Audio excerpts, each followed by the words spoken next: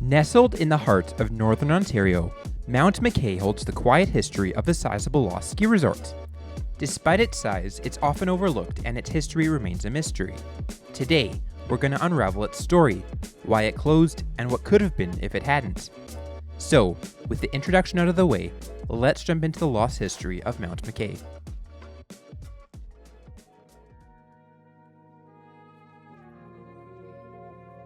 Downhill skiing on the slopes of Mount McKay boasts a rich history dating back to the 1930s, when the Fort William Ski Club was officially incorporated.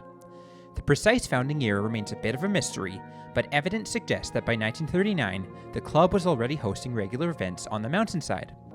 In its early years, downhill skiing was prevalent, yet ski jumping took center stage as the primary focus of the Fort William Ski Club on Mount McKay.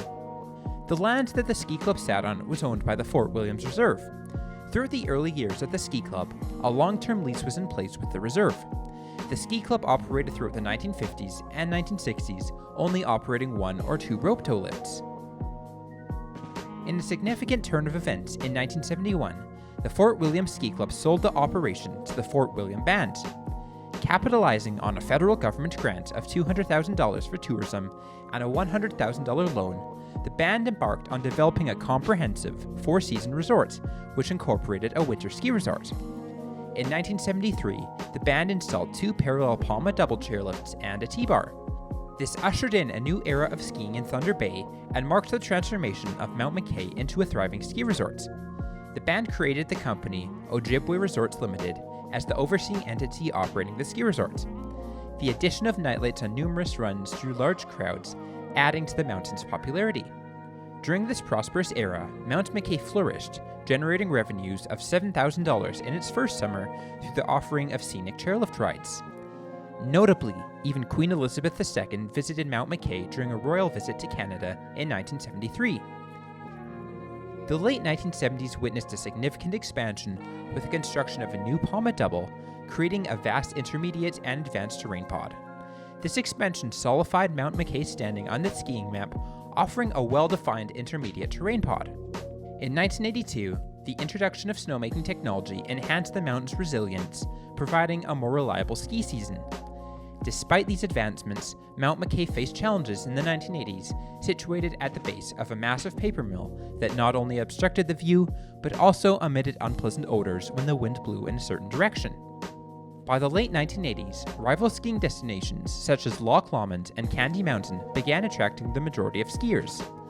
Loch Lomond in particular offered comparable or superior skiing, continually improving with the installation of a new quad chair in 1986. Citing declining numbers and aging infrastructure, the Fort Williams Band made the decision to permanently cease downhill skiing operations on Mount McKay in 1989. The mountain's infrastructure was left to deteriorate, with only the removal of the Big Chief chair evident. Subsequently, in the post-2004 period, the main Poma double chair experienced a catastrophic detention.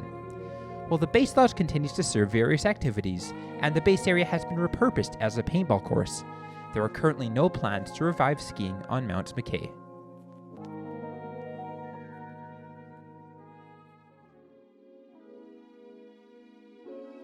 Mount McKay was a really unique mountain with distinct terrain pods.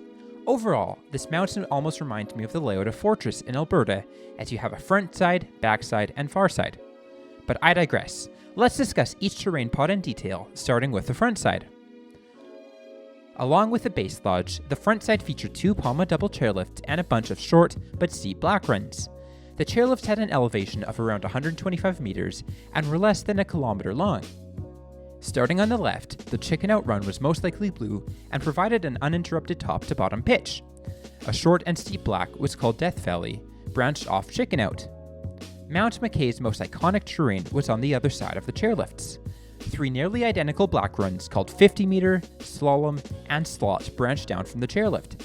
These runs were all quite steep and moguled. Main Hill was the other main black run here, though it probably wasn't as steep or challenging as the others. The other terrain offerings on the front side included the Blue Patterson Run, the Open Snowball Run, and Foxtrot. Overall, the frontside had a wide variety of terrain, though it was more focused on the expert skier. Let's move on to the Skyline T-Bar. This lift predominantly serves beginner terrain and could be accessed by the blue or green diamond ski trail. Skyline was the main top-to-bottom green trail which wound through the forest. Skylark was also a fairly main trail and offered a connector trail which would bring the skier back to the main lodge. Finally, the Mall Green looked to be a bit steeper than the others, though overall does not look too challenging. Now, let's move to the Sun Bowl Poma. While the Sun Bowl's trails weren't as long as the Skyline runs were, the trails looked more gentle and beginner-friendly. The three main trails were Sun, Rabbit, and Maple Grove. While this lift serviced a nice beginner terrain pod, it also provided a way back from the Big Chief terrain pod to the main side. Additionally, the Big Chief Trail served as a direct connection from the top of the double chairs to the top of Maple Valley. There was also a ski chalet at the bottom of the Sun Bowl and Skyline. Now, we move on to perhaps the most interesting terrain at the resort, serviced by the Big Chief Chair. This Poma double was over 800 meters long and had an elevation gain of 177 meters. While the lower half of the chairlift did not gain that much elevation, the upper half had a surprisingly steep pitch, with the maximum slope getting to 73%. From the top of the chairlift, there were a few long runs. The Totem Blue was over a kilometer in length, though the bottom half is quite flat. Wampum was the other main blue run, though it's significantly shorter than Totem is. Two green runs, Papoose and Lower Big Chief, branch off the chair, though there doesn't look to be an easy way to these runs from the top of the chairlift. Finally, the Arrow Blue Run is a short blue run that branches off Wampum to the Lower Big Chief Run. Overall, Mount McKay was a surprisingly large ski resort that had a solid terrain lineup. It's a shame that it no longer is active as a ski resort, as I can imagine that it would be one of the best ski hills in Ontario if it still operated today.